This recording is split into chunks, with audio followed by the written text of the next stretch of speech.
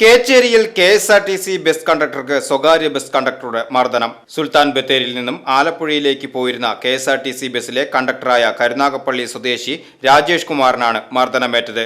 തോളലിന് പൊട്ടലേറ്റ Rajesh Kumar Thrissur medical college ആശുപത്രിയിൽ ചികിത്സയിലാണ്. ചൊവ്വാഴ്ച രാത്രി 9:30 സംഭവം. കേച്ചേരിയിൽ ഉണ്ടായ വാഹനക്കുരുക്ക് പരിഹരിക്കുന്നതിനായി രാജേഷ് കുമാർ റോഡിലേക്ക് ഇറങ്ങി ഗതാഗതം നിയന്ത്രിക്കുന്നതിനിടെ സ്വകാര്യ ബസ്സിലെ കണ്ടക്ടറായ കാളത്തോട് സ്വദേശി മുഹമ്മദ് സ്വാലിഹുമായി തർക്കമുണ്ടാവുകയും മർദ്ദനത്തിൽ കലാശിക്കുകയുമായിരുന്നു. സംഘർഷത്തിനിടെ കഴുത്തിലുണ്ടായിരുന്ന സ്വർണ്ണമാല നഷ്ടപ്പെട്ടതായും ടിക്കറ്റ് മെഷീന് കേടുപാടുകൾ സംഭവിച്ചതായും രാജേഷ് കുമാറിന്റെ പരാതിയിൽ പറയുന്നു. കുന്നംകുളം പോലീസ് സംഭവത്തിൽ അന്വേഷണം ആരംഭിച്ചു.